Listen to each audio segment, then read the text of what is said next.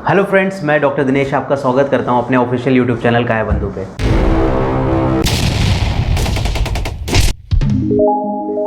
दोस्तों, आजकल हेल्दी रहना, फिटनेस मेंटेन रखना एक बहुत बड़ा चैलेंज है, क्योंकि जिस तरीके की भाग दौड़ भरी ज़िंदगी चल रही है, खाने पीने में जो हमारा संयम नहीं रह पा रहा है, जिसकी वजह से जो प्रॉब्लम आ रही है, तो देखने में आया है कि ओबेसिटी आज के टाइम में एक बहुत बड़ा चैलेंज बन गया है, जिसकी वजह से लोग ना हेल्दी रह पा रहे हैं और ना अपनी फिटनेस मेंटेन कर पा रहे हैं। तो आज का ये जो सेशन है बहुत ही इम्पॉर्टेंट है, जिसमें हम सारे एस्पेक्ट कवर करेंगे कि क्यों ओबेसिटी होती है, ओबेसिटी के होने के कारण क्या हैं, लाइफस्टाइल क्यों ऐसी हमारी चेंज होती चले जा रही है, जिसकी वजह से पेशेंट ओबेस हो जा रहा है, ओबेस होने की वजह से उसके जीवन में क्या क्या परेशानी आ सकती है हेल्थ वाइज, और ओबेसिटी को किस तरीके से हम नॉर्मल कर सकते हैं और अपनी हेल्थ स्टेट को फिर से मेंटेन कर सकते हैं। तो दोस्तों, ये देखने में आया है कि पहले हम खा के जो हमारा आहार असंयमित रहता है, अपना वेट बढ़ा लेते हैं, फिर उसके बाद हम जिम ज्वाइन करते हैं, योगा सेशंस करते हैं, फिटनेस ट्रेनर लेते हैं, उसके बावजूद भी हमारा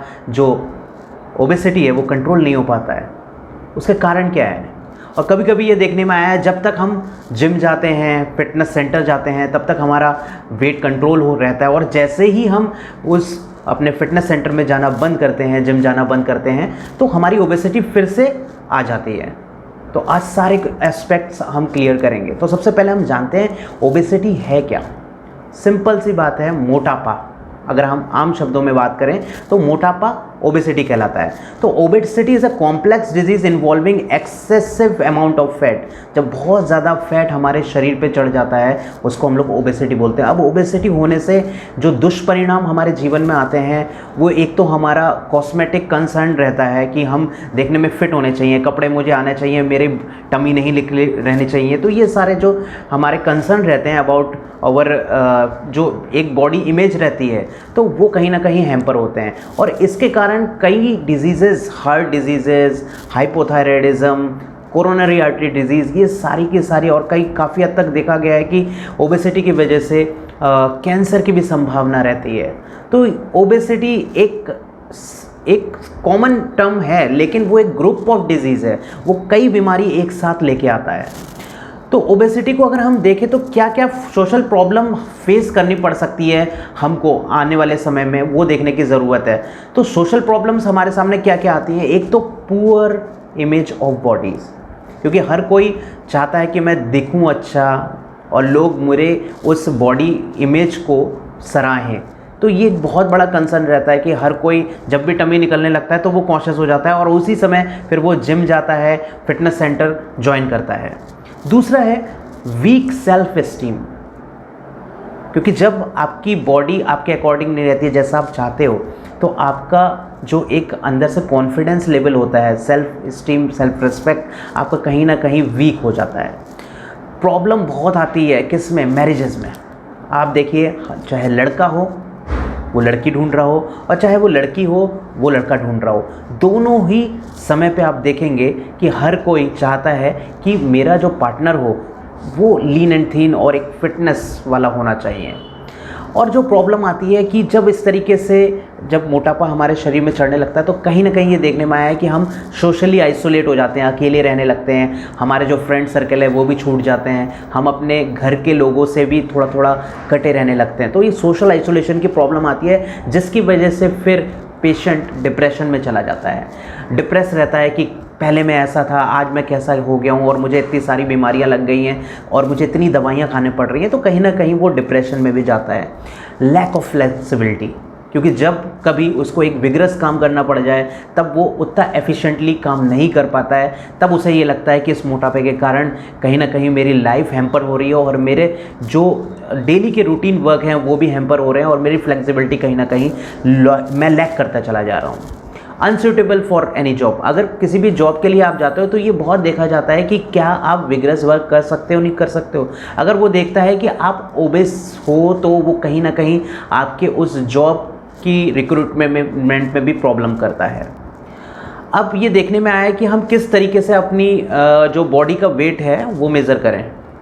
तो बॉडी का वेट मेज़र करने के लिए बहुत इंपॉर्टेंट ये है, कुछ एस्पेक्ट्स हैं। जैसे कई लोग क्या करते हैं, अपनी वेस्ट या अपनी टमी नाप के ये पता लगा लेते हैं कि मैं ओबीज हूँ या नहीं। उसको हम लोग बोलते हैं सेंट्रल ओबेसिटी। अगर आप सेब देखें तो सेब का क्या होता है, ऊपर की तरफ मोटापा होता है, नीचे की तरफ पतला होता है। एक होता है pear shaped obesity. Pear shaped में क्या होता है, ऊपर से थोड़ा सा पतला होता है, नीचे से मोटा होता है। तो ये दो तरीके की ओबेसिटी का पैटर्न है, Apple shaped and pear shaped. तो उससे भी ये अनुमान लगा लेते हैं लोग कि मेरा मोटापा बढ़ रहा है, मेरी ओबेसिटी बढ़ रहा है। ये जो स्किन होती है, स्किन के फोल्ड को अगर आप ऐसे पकड़ते हो तो कितना आपकी चर्बी पकड़ में आ रही है, जिसको हम लोग बोलते हैं स्किन थिकनेस, उसको पकड़ के भी लोगों को ये पता लगता है कि मैं ओबेस होता चला जा रहा हूँ। आपका बॉडी का कितना फैट है उसका मेज़रमेंट करने की मशीन आई है, आपको खड़ा करेंगे और बता देंगे आपके अंदर कितना फैट है। तो उससे भी पता लगता है कि आपकी ओबेसिटी आपके अंदर बढ़ रही है। बट जो सबसे बेस्ट तरीका होता है, बेस्ट तरीका है BMI, बॉडी मास इंडेक्स। वो किस तरीके से हम एसेस कर सकते हैं घर पे बैठे बैठे ही, विदाउट एनी मशीन। बस हमें क्या पता होना चाहिए कि हमारा बॉडी का वेट कितना है और हमारे बॉडी के हाइट कितना है। बॉडी का weight divided by height in meter, body का weight in KGs upon height in meter का स्क्वायर, ये फॉर्मूला है। इस फॉर्मूले के तहत आप ये पूरी तरीके से अपने बॉडी मास को कैलकुलेट कर सकते हैं कि आपका अंदर ओबेसिटी कितना है। तो आपको करना क्या है, अपना बॉडी का वेट आप नाप लीजिए, वो केजीज में होना चाहिए और हाइट मीटर में होना चाहिए। उसको डिवाइड कीजिए वेट से और स्क्वायर करके। सपोज़ अगर आपका बॉडी का BMI 18.5 से कम आता है तो आप अंडरवेट हैं, और अगर आपका बॉडी का वेट 8.5 से 25 के बीच में आता है तब आपका वेट नॉर्मल है। अगर आपका वेट 25 से 30 के बीच में रहता है तो आप ओवरवेट हैं, और अगर वो 30 से ज़्यादा रहता है तो आप ओबेसिटी की श्रेणी में आते हो। तो यहाँ पे स्लाइड में भी आप देख सकते हैं किस तरीके से आप अपना बॉडी मास इंडेक्स कैलकुलेट कर सकते हैं, और जो नॉर्मल है और अंडरवेट है या ओवरवेट है या ओबेसिटी की श्रेणी में आप कब आते हैं। तो जो सबसे आइडियल BMI माना गया है वो माना गया है 23 से लेके 25। अगर आपका इसके बीच में लाई करता है तो आपका बॉडी का जो BMI है वो सबसे बेस्ट है।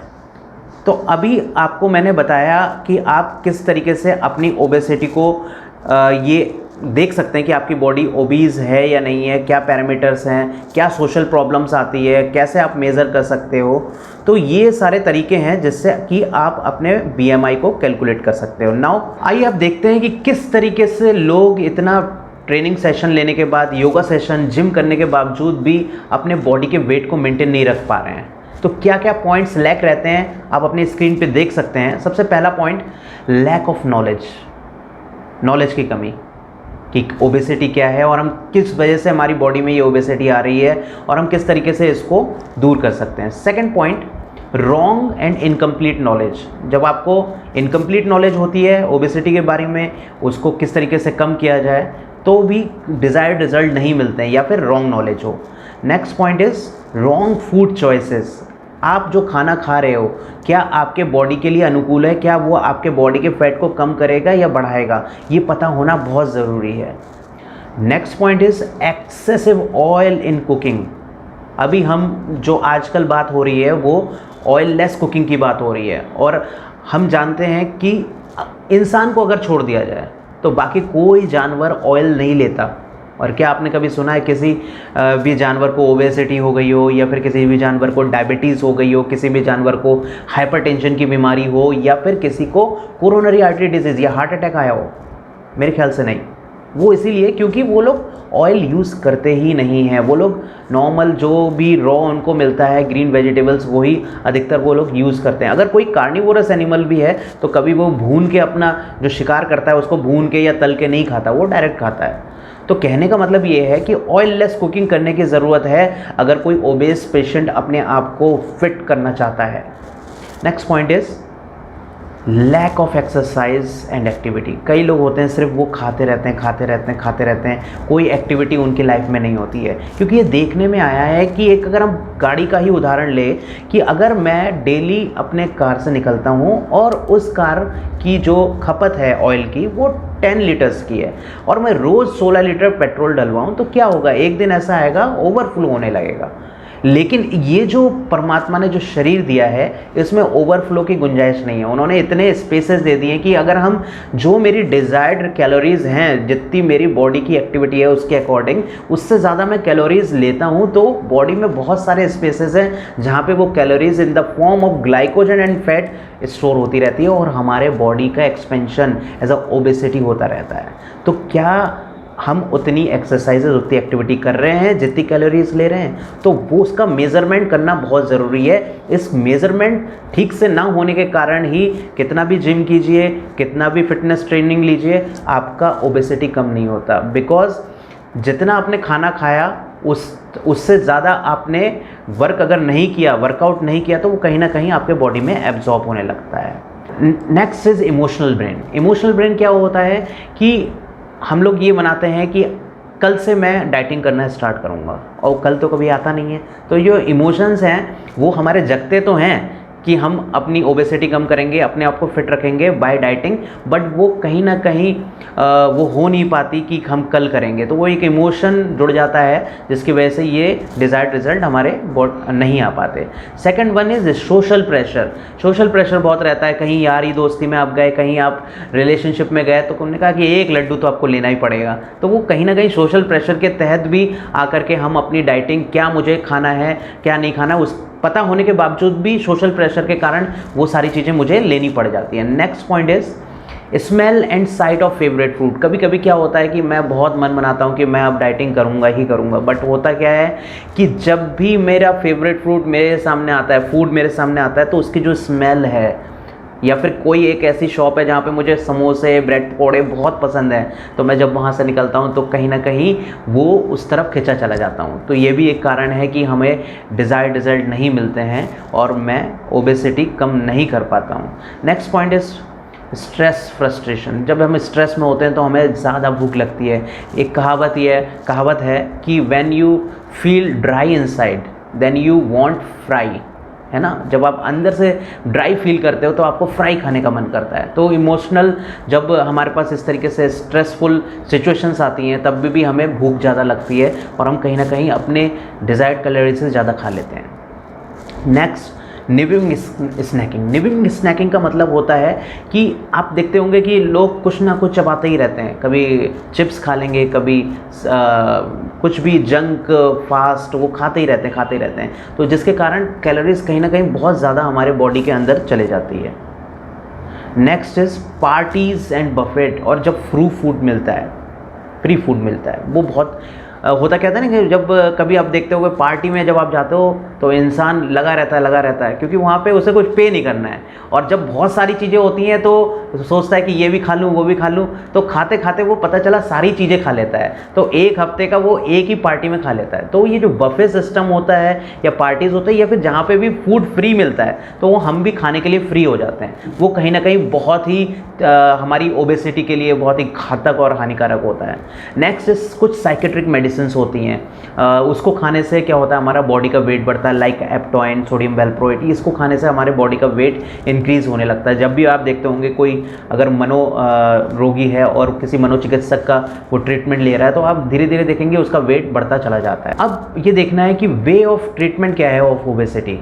तो बहुत ही सिंपल तरीका है, किसी दवाओं से अगर आप चाहें कि दवा से हो जाएगा या फिर एक्सरसाइज से हो जाएगा, तो मैं आपको बता देना चाहता हूँ जो 80% पार्ट होता है वो होता है हमारी डाइट का, कि हम क्या डाइट ले रहे हैं, उसी से हमारी ओबेसिटी कंट्रोल हो सकती है। तो first point is our diet, जिसका 80% रोल रहता है। सेकंड, एक्सरसाइज, योगा, जिम, उसका 20% रोल रहता है। और एक बहुत ही इम्पॉर्टेंट है 16 आवर फास्टिंग। अगर आप करते हो तो उससे भी आपकी ओबेसिटी बहुत तेज़ी से घटता है, वजन आपका घटता है और आपकी जो डिज़ायर्ड आपके वेट है जितना आप चाहते हो उतना आप अचीव कर सकते हो। तो सबसे पहले हम देखते हैं कि कैलोरी फॉर्मिंग डाइट कौन सी होती है जो हमें एनर्जी देती है। उसमें 3 चीज़ें आती हैं, कार्बोहाइड्रेट, फैट एंड प्रोटीन। अब मैं आपको बता देना चाहता हूँ कि अगर आप 1 ग्राम कार्बोहाइड्रेट लेते हो तो वो आपको 4 कैलोरी एनर्जी देती है, 1 ग्राम प्रोटीन अगर लेते हो तो वो आपको 4 कैलोरी एनर्जी देती है, और अगर 1 ग्राम फैट लेते हो तो वो आपको 9 कैलोरी एनर्जी देती है। तो ये कैलोरी फॉर्मिंग जो हमारे फूड रहते हैं वो ये 3 हैं, क्योंकि जब हम कोई भी डाइट लेते हैं तो उसमें 7 चीज़ें रहती हैं, carbohydrate, fats, proteins, vitamins, minerals, water and roughage. तो ये 7 चीज़ें, इसमें से ये 3 चीज़ें कैलोरी फॉर्मिंग है जो कि हमें एनर्जी देती हैं, और जो 4 चीज़ें हैं जो नॉन कैलोरी फॉर्मिंग डाइट है वो है हमारे vitamins, minerals, water and roughage. ये 4 चीज़ें हमें कोई एनर्जी नहीं देती, लेकिन ये बहुत ही इम्पॉर्टेंट है क्योंकि ये एज अ कैटलिस्ट का काम कर रहे हैं, कहीं पे न्यूरोट्रांसमीटर्स का काम कर रहे हैं। तो ये विटामिन मिनरल का रोल हमारे जीवन में बहुत है। जैसे लोग बोलते भी है ना कि मैं वीकनेस फील हो रही है, जो वीकनेस होती है वो बेसिकली विटामिन्स और मिनरल्स की वजह से होती है। वो कहीं चावल, गेहूं के आटा, दाल, नॉनवेज, इन सब से एनर्जी की जो कमी लोग बोलते हैं कि मुझे वीकनेस फील हो रही है, वो इसकी वजह से नहीं होती है। तो ये जो 4 चीज़ें हैं, vitamins, minerals, water and roughage, ये बहुत ही इंपॉर्टेंट है हमारी डाइट में। अब फैट फूड्स की अगर हम बात करते हैं तो ये 2 तरीके के होते हैं। कुछ तो विजिबल होते हैं जो हमें दिखते हैं, और कुछ नॉन विजिबल होते हैं। अगर विजिबल की बात करूं तो बटर, घी, चीज़, क्रीम, ये बेसिकली विजिबल फैट हैं। और जो नॉन विजिबल फैट्स होते हैं वो हमारे आलमंड्स में होते हैं, उसमें 60% फैट होता है, काजू जिसमें 49% फैट होता है, नट्स जिसमें 40% फैट होता है। तो ये कुछ जो दिखते तो नहीं हैं ऊपर से, बट इसके अंदर जब हम अगर इसको क्रश करते हैं तो इसमें से फैट निकलता है जिसकी मात्रा ये है। जैसे कोकोनट की बात करूं तो फ्रेश कोकोनट में 40% फैट होता है और ड्राई कोकोनट में 60% फैट होता है। अब अगर मुझे अपने इस बॉडी का वेट कम करना है तो क्या सिद्धांत होने चाहिए मेरे डाइट में, क्या नियम मुझे उसको फॉलो करना है कि वो मेरा जो वेट है वो धीरे धीरे कम हो जाए। तो जिस तरीके से आपने देखा है कि हम रोड पे जब चलते हैं तो ट्रैफिक रूल होता है कि जैसे ही अगर रेड लाइट आती है तो मुझे रुकना है, डेट मीन्स मुझे रुक जाना है, और येलो लाइट आती है then you are ready to go, और जब ग्रीन सिग्नल होता है तो आप फ्रीली जा सकते हो। यही ट्रैफिक का जो सिग्नल है वही अगर मैं अपने डाइट प्लान में अगर उसको इंसर्ट करूं तो कहीं ना कहीं डिज़ायर्ड रिजल्ट बहुत जल्दी आ सकते हैं। और ये जो रूल है और जो हमारी आगे मैं बताऊंगा आपको, सात्विक थाली की एक हमारी कंसेप्ट है, हमारी अवधारणा है, उसको अगर हम फॉलो करते हैं तो 1 ही महीने में आपका मान के चलिए 5 से 10 किलो वज़न ईजिली कम हो सकता है। अब लोग को लगता है कि अगर मेरा 10 किलो वज़न बहुत हो गया, अब मैं चाहता हूं कि उतना ना हो, तो आप अपनी डाइट को उसी हिसाब से मेंटेन कीजिए कि अब अगर जो हमारा सात्विक थाली की जो अवधारणा है उसमें थोड़ा सा आप ऐड ऑन कर सकते हो रोटी, चावल, लेकिन वो सब आपको पता होना चाहिए और डेली मैनेजमेंट होना चाहिए या मंथली या वीकली कि मेरा वेट अगर बढ़ रहा है तो आपको फिर से वही सात्विक थाली की अवधारणा, आप कंसेप्ट उसको फॉलो करना है अपने लाइफ में। तो ये बहुत ही सिंपल है, आपको किसी मेडिसिन की ज़रूरत नहीं है, आपको किसी डॉक्टर की ज़रूरत नहीं है, बस इसको आप समझिए और अपने लाइफ में इम्प्लीमेंट कीजिए।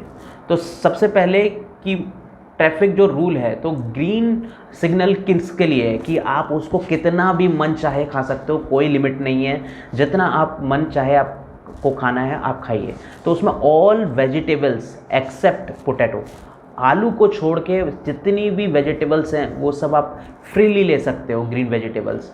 फ्रूट्स आते हैं उसमें, जितना फ्रूट्स खाना चाहते हो उतना खा सकते हो एक्सेप्ट मैंगो, ग्रेप्स, चीकू और बनाना। ये 4 फ्रूट्स आपके बॉडी के वेट को बहुत तेज़ी से बढ़ाते हैं। तो इन 4 फ्रूट्स को छोड़ के आप हर तरीके के फ्रूट्स ले सकते हो। अगर मैं बात करूं येलो की, येलो में क्या आता है, सीरियल्स आता है, ग्रेन्स आता है और सम फ्रूट्स कि जो जितना भी अनाज होता है, जितने भी दालें होती हैं वो सब इसमें आती हैं, इस वाली श्रेणी में, हमारे येलो वाली श्रेणी में। जितना अगर आपको, यही मैंने बोला ना, जब आपको लगता है कि मेरा वेट बहुत डिज़ायर्ड जितना मैं चाहता हूँ उतना आ गया, तो आप इन सब चीज़ों को ऐड कर सकते हो। तो येलो जो डाइट है उसको आपको क्या करना है, बहुत कॉशियसली यूज़ करना है। और लास्टली आता है रेड डाइट। इसमें सब बहुतायत में नॉनवेज जितने हैं वो सारे आते हैं, अलॉन्ग विथ जितने भी ऑयल जिस जिस चीज़ से निकल सकते हैं, जो भी मैंने अभी बताया आपको, आलमंड, काजू, पिस्ता, अलसी, तिल, जितना भी चीज़ है, सरसों, वो सब इस श्रेणी में आता है रेड रीजन में। तो ये अब हम एक एक करके जानेंगे कि ग्रीन में क्या है और मैं कितना लूँ तो मुझे कितनी कैलोरीज मिलेंगी। सिंपल सी बात है। एक मैं छोटा सा एग्जांपल आपको देता हूँ कि अगर एक नॉर्मल लाइफ आप बिता रहे हो कि सुबह सो के उठते हो और नहा धो के आपका सिटिंग जॉब है, कोई ऐसा जॉब नहीं है जिसमें आपको बहुत ज़्यादा मेहनत करनी पड़े, तो आपकी डेली रिक्वायरमेंट जो है कैलोरीज की वो है 1600 कैलोरी, 1600 कैलोरी। अब आप फ़र्ज़ कीजिए अगर आज आपने जो डाइट लिया वो लिया 3000 कैलोरी का, तो क्या होगा, जो 1400 कैलोरी आपकी यूज़ नहीं हो पाई वो क्या होगी, आपके बॉडी में कहीं ना कहीं एब्जॉर्ब हो जाएगी in the form of glycogen and fat. तो आपको करना क्या है, मैनेजमेंट में सबसे इंपॉर्टेंट चीज़ यही है कि आपको ये पता होना चाहिए कि आप क्या खा रहे हो और वो आपको कितनी कैलोरी देगा। तो ये स्लाइड में हम आपको ये बताएंगे कि सबसे पहले ग्रीन रीजन में आप क्या क्या चीज़ें खा सकते हो और कितने वेट में लोगे तो वो आपको कितना कैलोरी देंगे, ताकि आप अपने पर डे की कैलोरीज कैलकुलेट कर पाओ। तो सबसे पहले आइए जानते हैं, अगर मैं 100 ग्राम बथुए का साग, बैगन, लौकी, फूल गोभी, शिमला मिर्च, परवल, पालक, मटर, करेला, टिंडा, मेथी, चौलाई का साग, धनिया या सहजन की फली अगर 100 ग्राम लेता हूँ तो मुझे जो कैलोरीज मिलती हैं वो मिलती हैं 25 कैलोरीज। Simple calculation. कोई भी सब्जी आज आप खा रहे हो तो वो आप ये देखिए कि इसमें कितनी कैलोरीज मेरे अंदर गई। इसी में और बात करें तो अगर आप गाजर लेते हैं 45 ग्राम, खीरा लेते हैं 150 ग्राम, भिंडी लेते हैं 60 ग्राम, प्याज लेते हैं 50 ग्राम, मूली लेते हैं 117 ग्राम, कद्दू लेते हैं 90 ग्राम, कटहल लेते हैं आप 60 ग्राम और अरबी के पत्ते लेते हैं 115 ग्राम, तो आपके अंदर जो कैलोरीज जाएंगी डाइजेस्ट होने के बाद वो 25 कैलोरीज है। तो ये आप ग्रीन रीजन में इतनी सारी सब्जी मैंने आपको बताई जिससे आपको ये पता लगेगा कि आप कितनी कैलोरीज आपके अंदर जा रही हैं। नेक्स्ट, ग्रीन रीजन की अगर मैं बात करूं तो जो 50 कैलोरी हमें देंगी वो कौन कौन से फल हैं, फ्रूट्स हैं, आइए देखते हैं। सेब, आंवला, खुमानी, अमरूद, लीची, संतरा, आड़ू, अनार, नाशपाती, रसबरी, आलू बुखारा, स्ट्रॉबेरी और हरा आम। अगर ये आप 100 ग्राम लेते हैं तो ये आपको 50 कैलोरी देंगी। आगे देखते हैं, मौसमी अगर हम लेते हैं तो 116 ग्राम अगर लेते हैं तो वो हमें 50 कैलोरी एनर्जी देंगी। नींबू अगर हम 90 ग्राम लेते हैं तो वो हमें 50 कैलोरी एनर्जी देंगी। खरबूजा अगर हम 290 ग्राम लेते हैं तो वो 50 कैलोरी हमको एनर्जी देंगी। पपीता अगर 160 ग्राम लेते हैं तो वो हमें 50 कैलोरी एनर्जी देंगी। माल्टा अगर हम 138 ग्राम लेते हैं तो वो हमें 50 कैलोरी एनर्जी देंगी। अनानास अगर 110 ग्राम हम लेते हैं तो हमें 50 कैलोरी एनर्जी देगी। और अंजीर अगर हम 140 ग्राम लेते हैं तो हमें 50 कैलोरी एनर्जी देगी। तो ये ग्रीन रीजन में वेजिटेबल्स और फ्रूट्स आप जितना खाना चाहते हो उतना खाओ, ये आपको उतना एनर्जी नहीं देंगी कि आपके अंदर ओबेसिटी आए। तो ये बहुत ही इंपॉर्टेंट है कि आप डे टू डे कैलकुलेट कर पाएँ कि आपको कितनी कैलोरीज़ की ज़रूरत है और आप कितनी कैलोरी ले रहे हो। अगर येलो रीजन की बात करें, जैसे मैंने आपको बताया कि येलो में कॉशियसली, जैसे होता है ना अबाउट टू हमें रन, जब रेड के बाद येलो आता है कि हमें अब रेडी होना है कि हमें जाना है, तो हमें किस स्पीड में जाना है, कैसे जाना है, तो वो हम डिसाइड करते हैं ना। तो येलो में भी हमें कॉशियसली हमें खाना है या नहीं खाना है वो हमें डिसाइड करना है। सबसे पहले अगर मैं बात करूँ ब्रेड्स की, तो रोटी, बेसन की रोटी, मक्के की रोटी, कुलचा, नान, तंदूरी रोटी, मैदे की और ब्रेड, अगर ये हम 30 ग्राम लेते हैं तो ये हमें 100 कैलोरी एनर्जी देती है। अब आप सोचिए, अगर आप एक ब्रेड होता है मेरे ख्याल से एक ब्रेड 30 ग्राम या 25 ग्राम का होता होगा। तो एक ब्रेड अगर आपने सुबह सुबह खाई तो वो आपको 100 कैलोरी देती है। तो एक ब्रेड तो हम खाते नहीं, 4 5 6 ब्रेड खा लेते हैं, तो 400 से 600 कैलोरी सुबह ब्रेकफास्ट के टाइम पे ही हमें पहुंच जाती है। और वो हम अकेले नहीं लेते हैं, उसमें हम मिला लेते हैं ब्रेड में जैम मिला लेंगे, या फिर चीज़ मिला लेंगे, या फिर बटर मिला लेंगे, या घी मिला लेंगे। तो समझिए आप सुबह सुबह का नाश्ता ही, और अलॉन्ग विथ चाय या कॉफ़ी, तो वो 1000 कैलोरी के लमसम आप ब्रेकफास्ट में ही ले लेते हो। और आपकी, अगर मैंने बताया नॉर्मल सिटिंग अगर जॉब है तो आपकी फूड पर डे की रिक्वायरमेंट ही 1600 कैलोरी की है। तो आप सोचिए ब्रेकफास्ट में ही जब आप इतना ले रहे हैं तो शाम तक जाते जाते वो बैठता है लगभग 3000 कैलोरी के लमसम। तो अगर आगे हम बात करें येलो रीजन में और क्या क्या आता है, पका हुआ चावल, गाढ़ी दाल, इडली, नूडल्स, चीकू, आम, मसूर, कद्दू और जिमीकंद होता है। एक भैंस का अगर हम दूध लेते हैं, उपमा लेते हैं, और वेजिटेबल नूडल, अगर ये हम 100 ग्राम के करीब लेते हैं तो 100 कैलोरी ही मिल जाती है। अब आप सोचिए अगर आप मिल्क पीते हो दिन भर में 250 ml, सपोज़ कीजिए 1 कप सुबह पिया 1 कप शाम को पिया, और अगर वो 100 से 150 ml का है तो लगभग 300 कैलोरीज आपके खाली मिल्क से ही पहुंच जा रही हैं। तो ये कैलकुलेट करना है वेदर ये जो मेरा येलो रीजन है इसमें मैं क्या क्या लूँ कि मेरा जो ऑन एन एवरेज जो कैलोरीज बैठे वो 1600 कैलोरीज से ज़्यादा ना हो, नॉर्मल सिटिंग अगर आपकी वर्क है तो। अब येलो रीजन में और देखें हम तो केला आता है। अगर केला हम, एक केला मेरे ख्याल से 25 से 30 ग्राम का होगा, अगर हम 3 केले खा लेते हैं तो वो हमें 100 कैलोरी एनर्जी देता है। मटर की बात करें 110 ग्राम मटर अगर हम खाते हैं तो वो हमें 100 कैलोरी देता है एनर्जी। कोल्ड ड्रिंक अगर हम 250 ml की एक कोल्ड ड्रिंक पीते हैं तो वो हमें 100 कैलोरी एनर्जी देता है। योगर्ट अगर हम लेते हैं 80 ग्राम तो वो हमको 100 कैलोरी एनर्जी देता है। सेवई अगर हम 60 ग्राम लेते हैं तो वो हमें 100 कैलोरी एनर्जी देता है। दलिया अगर हम 70 ग्राम लेते हैं तो वो हमें 100 कैलोरी एनर्जी देता है। और 150 ml अगर काऊ मिल्क हम लेते हैं तो वो हमें 100 कैलोरी एनर्जी देता है। तो ये पूरा पोर्शन हमारा येलो रीजन का हो गया जिसको हमें कॉशियसली यूज़ करना है। अब अगर रेड रीजन की बात करें तो ये रेड रीजन हमको जो एनर्जी देता है, जैसे मैंने आपको पहले बताया कि जो फैट है, फैट मॉलिक्यूल्स 1 ग्राम 9 से 10 कैलोरी हमें एनर्जी देता है। तो रेड रीजन की अगर हम बात करें तो इसमें आता है काजू, तिल, पास्ता, बादाम और अखरोट। अगर ये हम 70 ग्राम तक लेते हैं तो ये हमको 500 कैलोरी एनर्जी देता है।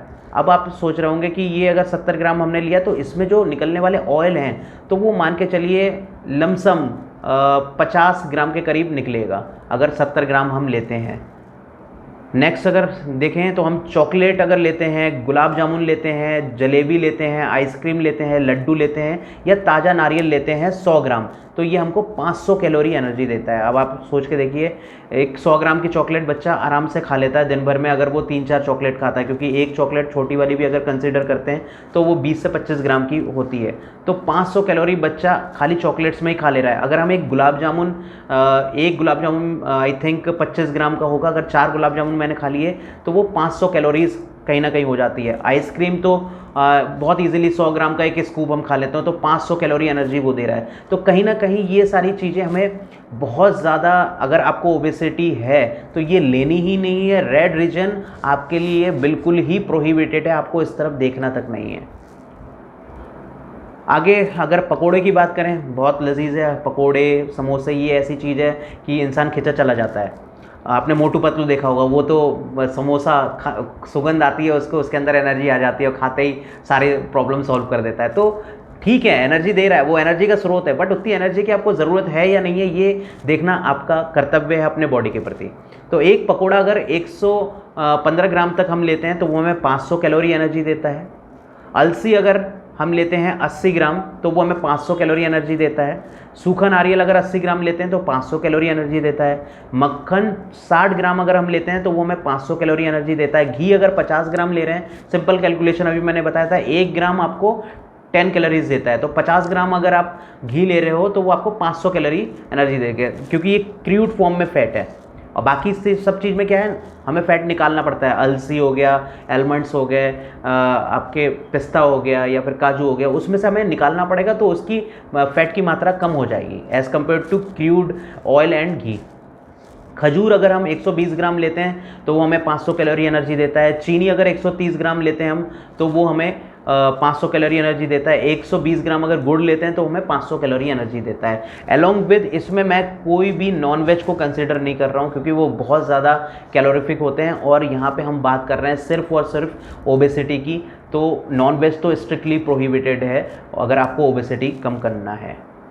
अब कंसेप्ट आता है, अगर हम मेरी थाली की संरचना कैसी होनी चाहिए कि मेरा बॉडी का वेट कम हो। बहुत इंपॉर्टेंट ये अब हम ये टास्क पे आ गए हैं कि हम अपने जितने भी व्यूअर्स हैं उनको बताएं। तो यहाँ पे मैं भगवद गीता का पुनः वही श्लोक लेना चाहूँगा जो मैं विगत अपने कई वीडियोज़ में बता चुका हूँ। पत्रम पुष्पम फलम तोय। पत्र, पुष्प और फल, और तोय मतलब जल, ये 4 चीज़ बहुत इम्पॉर्टेंट हैं, और यही चीज़ खा करके हमारी जो सब प्राचीन सभ्यता है, हमारी जो भारत की पहचान है कि हमारे ऋषि मुनि 400 साल सतयुग में, 300 साल त्रेता युग में, द्वापर में 200 साल, और त्रेता में भी बोला गया है कि 100 साल थी। बट अब त्रेता के जैसे कलयुग में भी बोला गया कि ये 100 साल इसमें एज थी। बट अब देखने में आया जैसे जैसे कलयुग के हम लोग अंत तक जा रहे हैं तो ये एज जो है एवरेज कम होती चली जा रही है। लेकिन अगर हम उस अवधारणा में अगर पुनः लौटें तो आप देखेंगे कि वैसे ही चेंजेस मेरे बॉडी में आने लगेंगे। तो पत्र, पुष्प, फल और जल, ये जीवन को अपनाया हमारे महर्षियों ने, हमारे प्राचीन सभ्यता ने, और वो डिजीज़ फ्री रहे, उन्हें कोई बीमारी नहीं हुई। ना पहले किसी संहिता या फिर किसी हमने पुराणों में ये देखा कि किसी को मधुमेह नाम की बीमारी हुई हो, उच्च रक्तचाप नाम की कोई बीमारी हुई हो, हृदय आघात करके कोई बीमारी हुई हो, इसका उल्लेख ही नहीं था। बट जैसे जैसे सभ्यता में गिरावट आई वैसे वैसे ये बीमारियों ने एंटर करना शुरू कर दिया। तो सात्विक थाली की अवधारणा यही है कि हमारे जो थाली हो वो हरी भरी हो, वाइट ना हो। लेकिन आज ये देखने में आया है कि हमारी थाली वाइट हो चुकी है। चाहे हम आटे की बात करें, हम चावल की बात करें, हम चीनी की बात करें, हम फैट की बात करें, तो ये सारी चीज़ें क्या है, वाइट है। और वाइट अगर हमारे शरीर के अंदर जाएगा, और वाइट में भी अभी क्या कर दिया है इन लोगों ने, रिफाइंड वाइट, तो वैसे ही वो हमारे शरीर के लिए अनुकूल नहीं था, और उसको और प्रतिकूल बनाने के लिए ये रिफाइंडनेस लेके आ गए कि जितनी भी आप देखिए जो चमक, चीनी में भी कई वैरायटी है, ब्राउन शुगर से लेके काला शुगर से लेके आपको वाइट बिल्कुल ऐसा चमकता हुआ हीरे जैसा चीनी मिल जाएगा। तो कहीं ना कहीं उसकी क्वालिटी और गिरती चले जा रही है। बट हम क्या सोचते हैं आज के टाइम पे कि जो जितना चमक रहा है उतना बढ़िया है, तो वो कहीं ना कहीं हमारी अवधारणा गलत हो जाती है। अगर हम अपने पेशेंट को बोलते हुए कि गुड़ लेना है तो गुड़ वो वाइट वाला गुड़ ले आते हैं जो कि मसाले वाला होता है। तो जो जितनी चीज़ सफ़ेद है वो कहीं ना कहीं हानिकारक है। अगर हम अपने पेशेंट को बोलते हैं कि आप गुड़ लेके आइए तो वो भी कहीं ना कहीं ऐसा गुड़ ले आते हैं बिना मसाले का, तो मसाले वाले का मतलब ये होता है कि उसको सल्फ़र में आपने रिफ़ाइन कर करके उसका जो नेचुरल कलर था ब्लैक, उसको ख़त्म कर दिया। तो अगर गुड़ भी लेना है तो वो काला लेना है, जो देखने में थोड़ा काला हो, बिना मसाले का, तभी डिज़ायर्ड रिजल्ट आते हैं। तो कहने का मेरा आशय ये है कि हमें अपने जीवन में सात्विक थाली की अवधारणा जो श्रीमद् भगवद गीता में बताई गई है विस्तार से, उसको अपने जीवन में अप्लाई करना है। तो सात्विक थाली की बात मैं अगर करता हूँ तो उसमें आता है कि हम सुबह उठते ही क्या करें। सबसे पहला काम, सुबह उठ के सबसे पहले मुझे नित्य कर्म करना है। नित्य कर्म करने के बाद जो भी हम परमात्मा को याद करते हैं उसकी थोड़ा सा वंदना करके, सबसे पहले मेरा काम ये होना चाहिए कि मैं अपने इस बॉडी को सबसे सर्वोत्तम चीज़ दूं जिससे कि डिटॉक्सिफिकेशन हो। तो उसका सबसे अच्छा तरीका ये है कि हम लौकी का जूस पिएं या कोई भी एक फ्रूट जूस पिएं सुबह उठ करके, या फिर कोकोनट वाटर भी आप ले सकते हो। तो उससे क्या होता है, आपको बॉडी को तुरंत रिफ़्रेशमेंट, एनर्जी और डिटॉक्सिफिकेशन के काम में वो लग जाती है। दूसरा,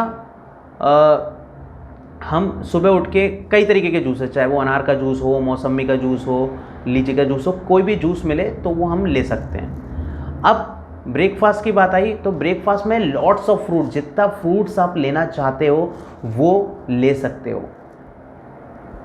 उसमें मैंने आपको जैसे पहले बताया था 4 फ्रूट्स ऐसे हैं जो कि आपको कॉशियसली लेने हैं या फिर नहीं लेने हैं जब तक कि आपकी ओबेसिटी ठीक नहीं हो जाती। जितना डिज़ायर्ड वेट आप चाहते हो अकॉर्डिंग टू योर BMI वो आप अचीव नहीं कर लेते हो।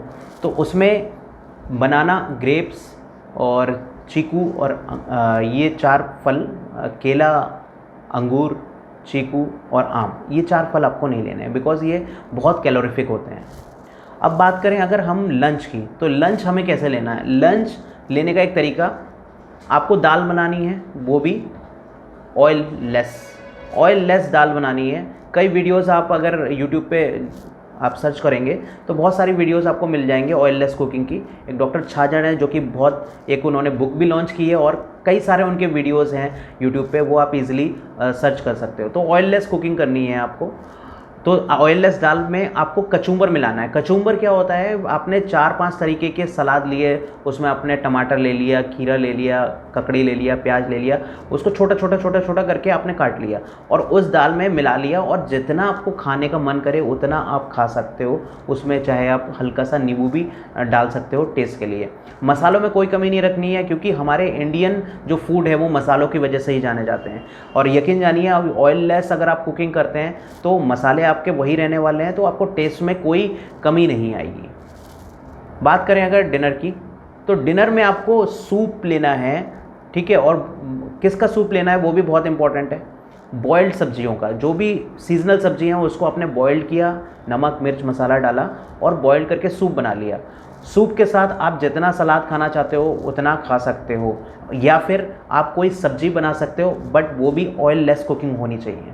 तो इस तरीके से ये सात्विक थाली का कंसेप्ट है, जिसमें हम सुबह उठते ही आपको जूसेस देते हैं, उसके बाद आपको ब्रेकफास्ट में फ्रूट्स देते हैं, लंच में आपको ऑयल लेस दाल के संग कचूम्बर मिला के आपको एक डिश बना के देते हैं जो आपको जितना मन करता है वो खा सकते हैं। लास्ट में डिनर में आपको सूप लेना है विद आपको सलाद ले सकते हो या फिर कोई ऑयल लेस वेजिटेबल को कुक कर सकते हो। तो ये सात्विक थाली की अवधारणा हुई। अब इस सात्विक थाली में आप ये मत सोचिए कि हमें भूखा रखा जा रहा है। In between lunch and breakfast and lunch and dinner अगर आपको भूख लगती है तो आप कोई भी जो हर्बल ड्रिंक्स आजकल आ रही हैं, दिव्य पेय है या फिर जो भी हर्बल टी है वो आप ले सकते हो, या फिर फ्रूट्स और वेजिटेबल्स आप ले सकते हो। लेकिन जो इम्पॉर्टेंट चीज़ है जो आपको नहीं लेनी है, date is nonveg, grains and cereals, fried items, biscuits, packed and junk foods and bakery items. ये आपको बिल्कुल भी नहीं लेना है जब तक कि आपका डिज़ायर्ड वेट अचीव ना हो जाए। अब ये आता है कि हमारी डेली रिक्वायरमेंट क्या है, पर डे रिक्वायरमेंट क्या है कैलोरीज़ की, उसको हम एक करके समझेंगे कि सिटिंग में क्या है, स्लीपिंग में क्या है, वाइल ईटिंग क्या है। तो एक एक करके मैं आपको बताता हूँ कि अगर आप स्लीप करते हो तो आपको कितनी कैलोरीज़ की ज़रूरत पड़ती है। जैसे कि मैं पहले ही बता चुका हूँ कि नॉर्मल सिटिंग जिनकी भी जॉब है उनको 1600 कैलोरी की ज़रूरत पड़ती है। जब आप स्लीप करते हो तो आधा कैलोरी पर मिनट की रिक्वायरमेंट होती है बॉडी की। तो अगर सपोज़ कीजिए अगर आपने 1 घंटा सोया तो आपको 30 कैलोरी की ज़रूरत पड़ी, और अगर आपने 6 घंटा सोया तो 180 कैलोरीज़ की आपको ज़रूरत पड़ती है। इजीली आप कैलकुलेट कर सकते हो। अगर आप सिटिंग पोजीशन पे हो, जैसे सो के आप उठ के बैठे हो खाली, तो आपको 3/4 यानी कि 0.75 कैलोरी पर मिनट की ज़रूरत पड़ती है।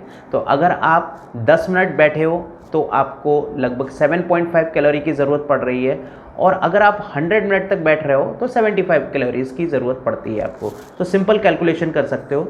यहाँ पे अगर आप सिटिंग के संग ईटिंग भी कर रहे हो तो आपको 1.5 कैलोरी पर मिनट की ज़रूरत पड़ती है। तो अगर आप आधे घंटे तक खाना खाते हो तो 45 कैलोरी की आपको ज़रूरत पड़ेगी वाइल ईटिंग।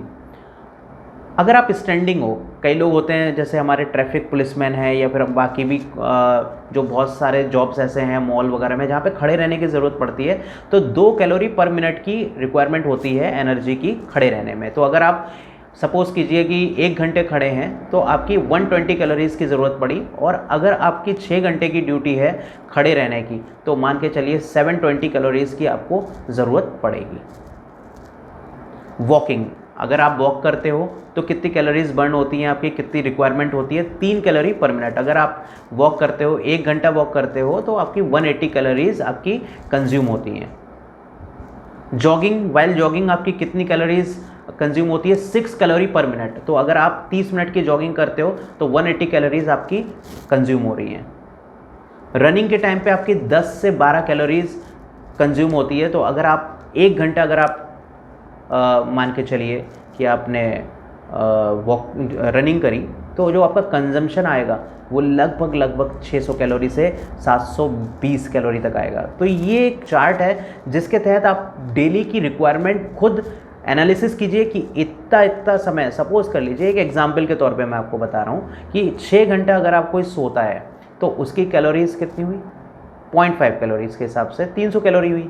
अगर कोई 10 घंटे की सिटिंग जॉब करता है तो जो उसकी 10 घंटे का मतलब होता है मान के चलिए 600 मिनट हो गया, तो लगभग उसको 450 कैलोरीज़ की ज़रूरत पड़ी। उसके बाद आपने खाना खाया 2 से 3 बार, तो 2 से 3 बार जब आप खाना खाते हो तब 1.5 कैलोरी पर मिनट की ज़रूरत पड़ती है।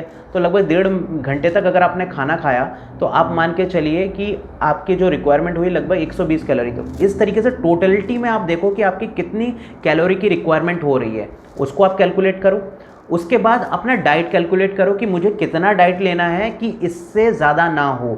इससे ज़्यादा होगा तो आपका बॉडी में स्टोरेज होगा in the form of glycogen and fat. तो कोशिश यही कीजिए कि जितना आपकी रिक्वायरमेंट है और जितना आपको कंज्यूम करना है तो उसका लेवल थोड़ा सा कम होना चाहिए, रिक्वायरमेंट से थोड़ा सा कम। उससे फ़ायदा क्या होगा कि जब आपकी बॉडी को रिक्वायरमेंट मिलेगी नहीं आपकी फूड से, तो आपके बॉडी में जो जमा हुआ है स्टोरेज है वो वहाँ से उसको एक्सट्रैक्ट करेगा, तो आपका फैट धीरे धीरे कम होता चला जाएगा। तो ये एडवांटेज है कि जब आप अपने डाइट को कैलकुलेट करते हो कि आपके डाइट में कितनी कैलोरीज जा रही हैं और आपकी पर डे रिक्वायरमेंट क्या है, तब आप अच्छे से ये आकलन लगा पाओगे कि आपको कितना डाइट लेना है कि आपका बॉडी का वेट कम होना स्टार्ट हो जाए। नेक्स्ट स्लाइड में हम देखते हैं कि एक्सरसाइज का क्या रोल है। जैसे मैंने पहले ही बताया था आपको 80% रोल डाइट का होता है और 20% रोल एक्सरसाइज का होता है। जब आप एक्सरसाइज करते हो, चाहे कोई स्पोर्ट्स करो, चाहे जिम करो या फिर ट्रेडमिल में आप भागते हो, हर ही कंडीशन में आपकी मसल्स, चाहे वो आपकी बॉडी की मसल्स हो, चाहे वो कार्डियक मसल्स हो, वो क्या करती हैं, वर्कआउट करती हैं। और जब वर्कआउट करता है तब बॉडी को एनर्जी की रिक्वायरमेंट होती है। बॉडी को एनर्जी की रिक्वायरमेंट अगर आपकी फूड जितना आप ले रहे हो उससे नहीं होगा तो आपकी बॉडी में जो स्टोरेज है, चाहे वो आपका मसल्स के नीचे स्टोर हो, चाहे आपका फैट के लीवर के नीचे स्टोरेज हो, वहाँ से एनर्जी ड्रैग आउट होती है। इस प्रोसेस को हम लोग ग्लूकोनियोजेनेसिस बोलते हैं। The calories drag out from the fat is known as gluconeogenesis, because जो एनर्जी का स्रोत है वो ग्लूकोज ही है। तो होता क्या है, फैट कन्वर्ट हो जाता है ग्लूकोनियोजेनेसिस प्रोसेस में जा करके फिर से ग्लूकोज में, और वो ग्लूकोज जब हमारे बॉडी को मिलती है तो हमारी बॉडी वर्क करती है एफिशिएंटली। अगर ग्लूकोज की थोड़ी सी भी कमी होगी तो हमारा सबसे पहले ब्रेन में ऑक्सीजन और ग्लूकोज की कमी होती है, जिसकी वजह से हम कहीं ना कहीं आपने देखा होगा कि लोग फेंट हो जाते हैं और उनका ग्लूकोज लेवल बहुत कम हो जाता है। तो एक्सरसाइज का रोल है बट इट्स 20%। अगर आप डाइट में कंट्रोल नहीं करोगे, सपोज़ कीजिए आप वर्कआउट करके गए और वर्कआउट करके आपने 200, 300, वॉटेवर 500 कैलोरी तक आपने वर्कआउट किया, अपना बर्नआउट किया, और उसके बाद घर पे जाने के बाद जैसे मैंने बताया कि सुबह ही लगभग 6 टोस्ट खा लेता है इंसान, 1 चाय पी लेता है और उसमें ब्रेड में जैम और मक्खन चीज़ ये लगा के, तो 1000 कैलोरीज आपने ले ली, तो 400 कैलोरीज जो एक्स्ट्रा है वो कहीं ना कहीं तो आपके बॉडी में फिर से अधेर हो जाएंगी। तो रिजल्टेंट जो है वो कहीं ना कहीं निगेटिव हो जाता है, जिसकी वजह से डिज़ायर्ड रिजल्ट नहीं मिल पाते हैं। तो सबसे पहले कमांड करना हमें डाइट पे, उसके बाद नंबर आता है हमारा एक्सरसाइज का। और बहुत ही इम्पॉर्टेंट रोल है योगा का इसमें, क्योंकि अगर योगा में जो मेन सूर्य नमस्कार है उसमें जो 12 जो पोस्चर्स हैं, अगर हम उसको करते हैं 10 to 20 टाइम्स, तो हमारे सारे मसल्स टोन्ड अप हो जाते हैं, हमारा फैट बर्न होने लगता है। और साथ में कुछ प्राणायाम अगर हम करें लाइक अनुलोम विलोम और कपालभाति, तो इसके कॉम्बिनेशंस में बॉडी का वेट बहुत तेज़ी से कम होता है। आइए देखते हैं कैसे कपालभाति किया जाता है और कैसे अनुलोम विलोम किया जाता है। तो अनुलोम विलोम के लिए सबसे पहले इम्पॉर्टेंट होता है प्राणायाम मुद्रा। तो ये प्राणायाम मुद्रा है, इसको क्या करना है, हमको एक नॉस्ट्रिल को बंद करना है और उसके ऑपोजिट वाले नॉस्ट्रिल से हमको ब्रेथ करना है, सांस लेनी है, और जिससे हम सांस लेंगे फिर उसको बंद करके दूसरे वाले से हमें सांस छोड़ना है, और जिससे हमने सांस छोड़ा उससे पुनः सांस को लेना है और उसके अपोजिट वाले से छोड़ना है। तो किस तरीके से करना है मैं आपको करके दिखाता हूँ। जो सांस के लेने की प्रक्रिया है उसको हम लोग पूरक कहते हैं, जो श्वास को बीच में रोकने की प्रक्रिया है उसको कुंभक कहते हैं, और श्वास को छोड़ने की प्रक्रिया को हम लोग रेचक कहते हैं। तो इसका जो रेशियो होना चाहिए वो 1:2:4 होना चाहिए, तभी डिज़ायर्ड रिजल्ट आते हैं। हम देखेंगे कैसे करते हैं। सांस को भरा, उसका दुगना देर हमें सांस को रोकना है और उसका दुगना देर हमें धीरे धीरे दूसरे नॉस्ट्रिल से सांस को छोड़ना है। अब जिससे सांस को छोड़ा है उससे पुनः सांस को भरना है।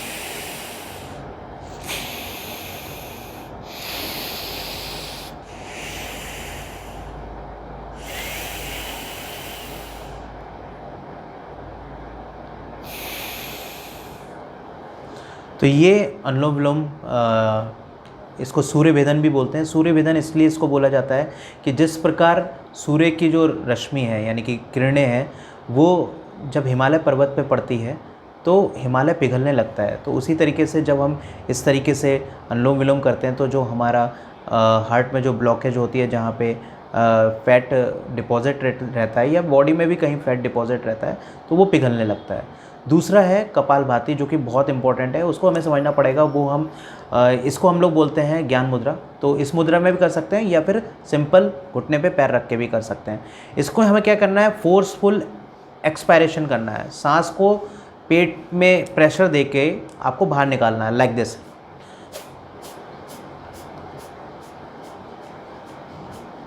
आपको स्ट्रोक देना है, पेट को, जो एब्डोमिनल मसल है उसको स्ट्रोक देना है।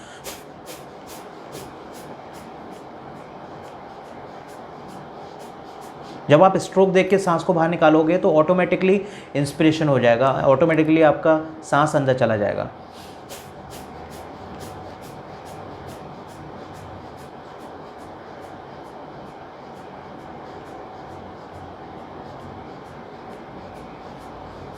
तो कम से कम 100 से स्टार्ट कीजिए और 500 स्ट्रोक तक लेके जाइए इसको। 15 से 20 मिनट आप कीजिए। और अनुलोम विलोम को भी आप कम से कम 5 से 10 मिनट कीजिए, तो डिज़ायर्ड रिज़ल्ट आपको मिलने लगेंगे। अगर आप थक जाते हैं करते करते तो आप एक सेट में कर सकते हैं कि पहले आपने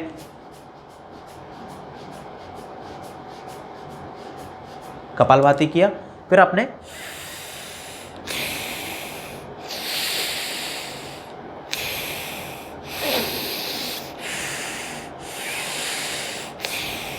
तो 2-2 मिनट का ऐसा सेट बनाइए कि 2 मिनट पहले आपने अनुलोम विलोम किया, 2 मिनट फिर कपालभाति किया। तो इस तरीके से आप एक सेट बना के करेंगे तो आपका एंथुसिज्म भी बढ़ा हुआ रहेगा, उमंग उत्साह में रहेंगे आप लोग।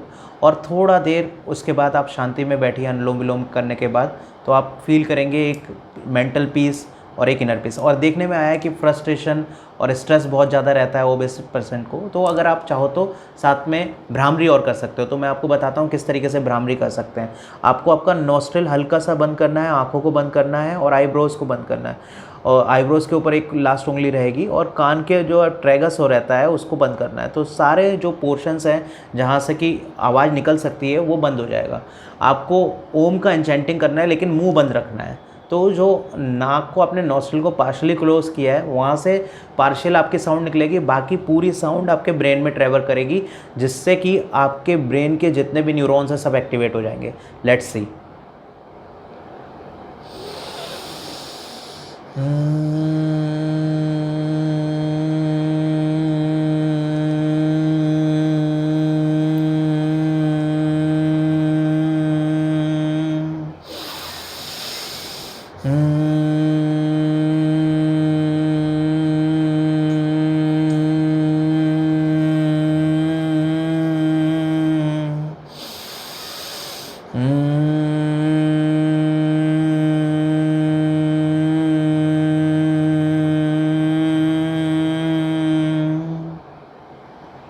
You feel so relax.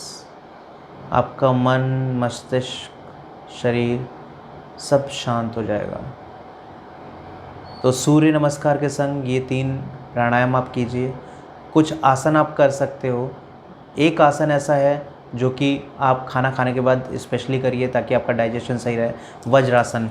वज्र के समान आपका शरीर हो जाएगा। This is called vajrasana.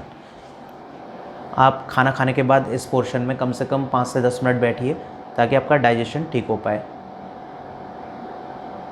और कुछ और आसन जो कि बहुत इम्पॉर्टेंट है, लाइक ताड़ासन, त्रियक ताड़ासन, कटी चक्रासन, उत्कटासन बहुत इम्पॉर्टेंट है। पवन मुक्तासन, भुजंगासन, शलभासन, अर्धमतेन्द्रियासन, हलासन, शवासन, ये सब आप कीजिए ताकि आपके अंदर डिज़ायर्ड रिजल्ट। अब बहुत ही इंपॉर्टेंट तीसरा पॉइंट जो मैंने आपको बताया था, 16 आवर्स फास्टिंग, इसका क्या कंसेप्ट है और इसके क्या रिजल्ट हमारे बॉडी में आते हैं। 16 आवर फास्टिंग का मतलब ये है कि जब हम अपना डिनर 6-7 बजे तक कर लें और उधर नेक्स्ट मॉर्निंग में अगर हम अपना ब्रेकफास्ट कम से कम 10 से 11 बजे करें तो जो टाइम मिलता है डेट इज़ 16 आवर्स। और जब हम डिनर में जो खाना खा रहे हैं वो ऐसा खा रहे हैं जो 5 से 6 घंटे में पचने वाला है, तो जो रिमेनिंग 10 आवर्स होते हैं हमारी जो प्राण ऊर्जा है वो सिर्फ 2 ही काम करती है, या फिर वो डाइजेशन का काम करती है या फिर वो क्लिनजिंग का काम करती है, डिटॉक्सिफिकेशन का काम करती है। तो फैट का डिपोजिशन हमारे बॉडी में एक तरीके का टॉक्सिन्स ही है।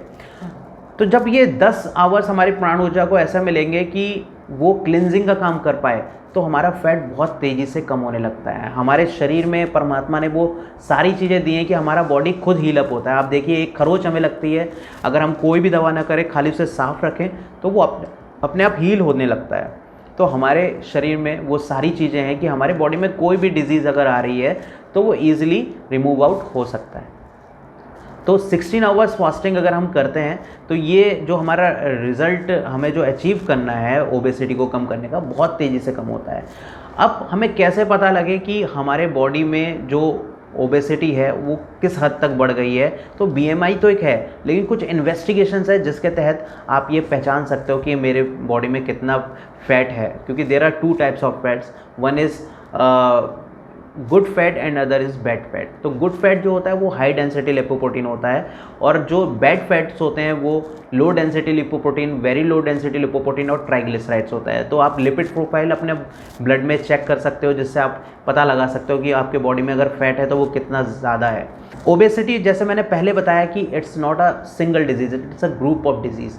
जैसे ही ओबेसिटी आती है तो आपके बॉडी में डायबिटीज़ नाम के एक रोग आपके बॉडी में इंसर्ट हो जाता है, जो कि आपके बॉडी के हर अंग को ख़राब करने में अकेला ही काफ़ी है। क्योंकि होता क्या है कि जब आपके ग्लूकोज जो है आपके ब्लड में रहते हुए भी आपके सेल्स को नहीं मिलता है, तो आपकी बॉडी में जो बढ़ा हुआ फैट होता है उससे, मैंने बताया था, ग्लूकोनियोजेनेसिस होने लगती है। तो वो फैट से एनर्जी ड्रैग आउट होती है, और बॉडी में फ़ैट की जब मात्रा बढ़ जाती है तो फैट कहीं पे भी जाएगा, और अगर वो वहाँ पे डिपॉजिट हो जाएगा तो कहीं ना कहीं प्रॉब्लम क्रिएट करेगा। क्योंकि फैट जो है हमारे ब्लड में ही है, तो जो हमारी नलियाँ होती हैं, आर्टरीज और वेन्स, उसको वो क्या करता है, ब्लॉक करता है। अगर सपोज़ करो आँख को ब्लॉक किया उसने, आँख की आर्टरीज को, तो आँखों की रोशनी चले जाएगी। आपके किडनी की आर्टरी को ब्लॉक किया तो किडनी ख़राब होना शुरू हो जाएंगी। अगर आपके पैरों की आर्टरीज या हाथ की आर्टरीज को ब्लॉक किया जो ब्लड लेके जा रही हैं, तो आपके आगे उसको अगर कोई भी ज़ख्म हो जाएगा तो उसको सही करने के लिए नरिशमेंट नहीं मिलेगा, तो पैर या हाथ काटने की ज़रूरत पड़ सकती है। तो इतना ख़तरनाक है ये ओबेसिटी कि ये आपको इस दोराहे पे लेके आ सकता है। सेकंड, आपको हार्ट की डिजीज़ कॉज कर सकता है, आपको ब्लड प्रेशर को बढ़ा सकता है, और आपको हार्ट अटैक तक की पोजीशन में लेके जा सकता है। और कई बार ये देखने में आया है कैंसर का भी कारण ओबेसिटी होता है। तो मेरी आप सभी से बहुत दरख्वास्त है कि इस वीडियो को समझें कि किस तरीके से आप अपने बॉडी के वेट को मेंटेन रख सकते हैं, ताकि इतना जो कॉम्प्लेक्स ये ओबेसिटी है उसको आप सिंप्लीफाइड कर सको। क्योंकि आपका स्वास्थ्य आपके हाथ में है। क्योंकि एक समय जब क्रॉस हो जाता है, आपकी बॉडी बिल्कुल फ्लेक्सिबल नहीं रहेगी, तब आपका ये बॉडी साथ नहीं देता है। और अभी आप डाइट पे भी कंट्रोल कर सकते हो, एक्सरसाइज भी कर सकते हो। जो जितनी इनिशियल स्टेज पे आप अपने ओबेसिटी को चेक करो, और जितनी भी चीज़ें मैंने बताई, चाहे वो हमारा जो ट्रैफिक रूल का एक सिद्धांत है उसको अपने डाइट में आपको शामिल करना है, सात्विक जो थाली है उसको अपने डाइट में शामिल करना है, जो योग प्राणायाम आपको बताया, सूर्य नमस्कार बताया, वो अच्छे से समझ करके आपको अपने जीवन में इम्प्लीमेंट करना है। क्योंकि दोस्तों ये देखने में आया है कि जब ओबेसिटी बढ़ती है, शुरुआत में तो सब चीज़ें कंट्रोल ईजिली हो सकती हैं, बट जैसे जैसे जैसे आपकी लाइफ आगे बढ़ती चले जाती है और आप कॉम्प्लेक्सिटी में पढ़ते जाते हो, आपको डायबिटीज़ हो जाता है, आपको हाइपोथायराइडिज्म हो जाता है, आपको सीएडी हो जाता है, तो आप देखते होंगे डॉक्टर का पर्चा ऊपर से लेके नीचे तक आपकी दवाई स्टार्ट हो जाती हैं और 15-20 गोलियां आपको पूरे दिन भर में खाना होता है और खाने तक की इंसान को ये लगता है कि दवा से ही सारा पेट भर गया, इसका अब तो खाने की कोई जगह ही नहीं है।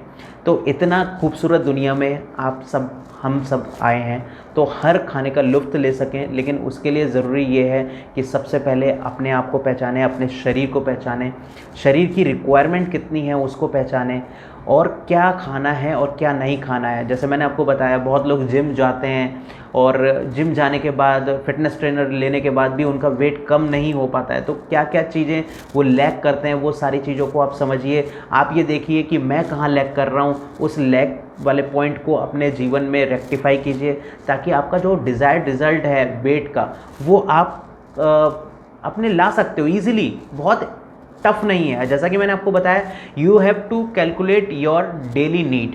आपके डेली नीड कितनी है, आपने उसको कैलकुलेट कर लिया। अब कितना आप डाइट ले रहे हो, उसमें कितना कैलोरीज जा रही है, दोनों कैलोरीज को देखो और उसमें कम से कम, जैसे एक एग्जांपल मैंने आपको दिया था कि नॉर्मल सिटिंग जो पर्सन होता है उसमें कितना है, 1600 कैलोरी की रिक्वायरमेंट होती है। अगर इस 1600 कैलोरी रिक्वायरमेंट वाले बंदे के अंदर ओबेसिटी आ गई, सपोज कीजिए, तो इसको कितना लेना चाहिए, इसको लेना चाहिए 1200। तो जो 400 कैलोरी की जो लैकिंग होगी, तो वो कहाँ से ड्रैग आउट होगा, वो हमारे शरीर में जो डिपॉजिटेड हमारे स्किन मसल्स के नीचे जो फैट है वहाँ से निकल जाएगा, हमारे जो लीवर में डिपॉजिट है वहाँ से निकल जाएगा।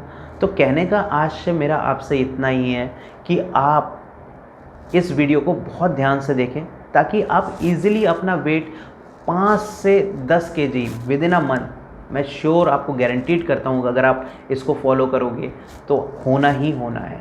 और ये अवधारणा निकाल दीजिए कि हम दूध नहीं पिएंगे तो कमज़ोर हो जाएंगे, हम ऑयल नहीं लेंगे तो कमज़ोर हो जाएंगे। आप मुझे बताइए, सबसे ताकतवर जानवर इस दुनिया में, मेरे ख्याल से सब एग्री करेंगे, एलिफेंट होता है। वो कौन सा फ्राइड, कौन सी तली हुई चीज़ खा रहा है, वो कौन सा नॉन वेज खा रहा है, वो कौन सा दूध पी रहा है। ये जो कंसेप्ट है मिल्क का भी, ये भी मैं बताना चाहता हूँ कि कहीं ना कहीं एक डेयरी फार्मा की बहुत बड़ा मिथ है हम लोग के लिए, जो फैलाया गया है रूमर कि आप अगर दूध नहीं पियोगे तो आप कमज़ोर हो जाओगे, आपके अंदर कैल्शियम की कमी हो जाएगी। हमारे अंदर जो दूध की रिक्वायरमेंट है, वो परमात्मा जब हमारे जन्म होता है तभी से हमारे माता के जो ब्रेस्ट रहते हैं वहाँ से लैक्टेशन के रूप में हमें दे देता है, और वो जब तक वहाँ से सिक्रीट हो रहा है तभी तक हमारे को आवश्यकता है, अदरवाइज़ हमें आवश्यकता नहीं है। बिकॉज क्योंकि हर जानवर के अकॉर्डिंग उसका जो ऑफस्प्रिंग होते हैं, बच्चे होते हैं, उसके अकॉर्डिंग ही फैट और प्रोटीन्स होता है। तो जो इतना फैट और प्रोटीन हम ले रहे हैं, चाहे वो फैलो के मिल्क से ले रहे हैं, चाहे हम काऊ के मिल्क से ले रहे हैं, वो हमारी रिक्वायरमेंट से कहीं ना कहीं बहुत ज़्यादा है, जिसकी वजह से आप ये देखते हैं कितना ज़्यादा ओबेसिटी के जो पेशेंट हैं हमें देखने को मिल रहे हैं। तो मेरा कहने का आपसे सीधे सीधे एक ही चीज़ है कि आप हर चीज़ में पहलू पे ये देखिए कि कोई भी जानवर कभी भी फ्राइड चीज़ नहीं लेता है, उसको कोई बीमारी नहीं है। हमें उनसे सीखना चाहिए, वो प्रकृति से जुड़े हुए हैं, इसलिए वो कहीं ना कहीं अभी तक बीमारी नहीं हो रहे हैं, जो बीमारी हमारे मनुष्य जाति में बहुत आयत में फैल गई है। तो ये वीडियो बहुत बहुत इम्पॉर्टेंट है आप सभी के लिए। मेरी आप सभी से गुजारिश है कि इस वीडियो को समझें, अपने लाइफ में इम्प्लीमेंट करें और अपना वेट कम कीजिए, ताकि आप दूसरों के लिए क्या बन सके, एक उदाहरण बन सके। और आप बताओगे जब कि मैंने ये डाइट फॉलो किया, सात्विक थाली फॉलो करी, तभी वो उस चीज़ को मानेगा। अब आप नहीं फॉलो करोगे, आप किसी दूसरे को बताओगे तो वो उस चीज़ को फॉलो नहीं करा। तो पहले किसी के लिए उदाहरण बनिए, फिर दूसरों को उदाहरण दीजिए। और जो भी क्वेरीज़ हैं आपकी, आप कमेंट सेक्शन में आप छोड़ सकते हैं। बिकॉज हमारी ये काया बंधु की जो एक थीम रही है कि काया बंधु मतलब काया मतलब शरीर और फ्रेंड ऑफ द बॉडी। तो आपके जो भी रिक्वायरमेंट्स हैं, जो कि आपके संशय हैं, क्वेश्चंस हैं, क्वेरीज़ हैं, वो कमेंट सेक्शन में आप छोड़िए, और जब भी मुझे मौका मिलेगा मैं उसको ज़रूर उसको सॉल्व करने का प्रयास करूँगा। और जो भी आप चाहते हो कि किस तरीके की वीडियोस हम आपके लिए लेके आए हैं वो भी कमेंट सेक्शन में छोड़ सकते हो, क्योंकि आपके जो भी क्वेरीज रहेंगी या फिर जो भी आपकी इन्फॉर्मेशन आप चाहते हो हमसे, अगर आप लेते हो तो दूसरे लोग भी बेनिफिटेड हो सकते हैं और हमें भी पता लगेगा कि हमारे व्यूअर्स किस तरीके की वीडियोस ज़्यादा डिमांडेड कर रहे हैं, तो हम उस तरीके की वीडियोस आपके लिए लेके आएंगे। अब बहुत जल्दी हम एक सीरीज़ भी लॉन्च करने वाले हैं जिसमें बॉडी की सारी जो कार्यकलाप हैं जिसको हम लोग मेटाबॉलिज्म कहते हैं, छोटी छोटी सीरीज़ में हम लोग उस मेटाबॉलिज्म को बताएंगे कि किस तरीके से आपका आहार आप जो लेते हो वो कैसे डाइजेस्ट होता है, डाइजेस्ट होकर कैसे एसिमुलेट होता है और कैसे एक्सक्रीट आउट होता है। फिर हार्ट के बारे में हम बताएंगे कि हार्ट आपको किस तरीके से ब्लड पंप कर रहा है आप पूरे बॉडी में, फिर पूरा बॉडी से इम्प्योर ब्लड कैसे हार्ट में आ रहा है, उस चीज़ की भी एक सीरीज़ आएगी। देन फिर किडनी के किस तरीके से वहाँ से ब्लड जाता है किडनी में, और किडनी के जो नेफ्रॉन्स होते हैं वहाँ से डिस्टिलेशन के थ्रू, अल्ट्रा डिस्टिलेशन के थ्रू, फिल्ट्रेशन के थ्रू आपका यूरिन फॉर्मेशन होता है और आपके मूत्र मार्ग से बाहर निकलता है। डाइजेशन के बाद जो आपकी स्टूल बनता है वो किस तरीके से एक्सक्रीट आउट होता है, क्या क्या प्रॉब्लम्स उसमें होती हैं लोगों को एक्सक्रीट आउट करने में, एनोरेक्टल क्या क्या प्रॉब्लम हो जाती है। तो एक एक सीरीज़ करके हम लोग आपके लिए लेके आ रहे हैं। आई विज़न कैसे बनता है, क्या प्रॉब्लम हो जाती है कि विज़न इम्पेयर्ड हो जाता है, किसी को पास का नहीं दिखता, किसी को दूर का नहीं दिखता। तो इस तरीके की बहुत सारी सीरीज़ हम लेके आने वाले हैं। आयुर्वेद क्या है और आयुर्वेद कितना प्राचीन है और कैसे कैसे उसका प्रचार प्रसार होते होते फिर एक समय ऐसा आया कि अंग्रेज़ों का शासनकाल आया और वो आयुर्वेद विलुप्त होता चला गया। उससे पहले मुग़लों का शासन आया तो आयुर्वेद किस तरीके से विलुप्त हो और किस तरीके से उसका फिर से उत्थान हो रहा है, तो वो सारी चीज़ें हम आपको बताएंगे सीरीज़ के थ्रू। तो मेरा आप सभी से आग्रह है कि हमारे चैनल को ज़्यादा से ज़्यादा लोगों तक शेयर कीजिए, सब्सक्राइब कीजिए और जो भी आपकी क्वेरीज़ हों वो आप प्लीज़ हमको बताएं। Thank you so much.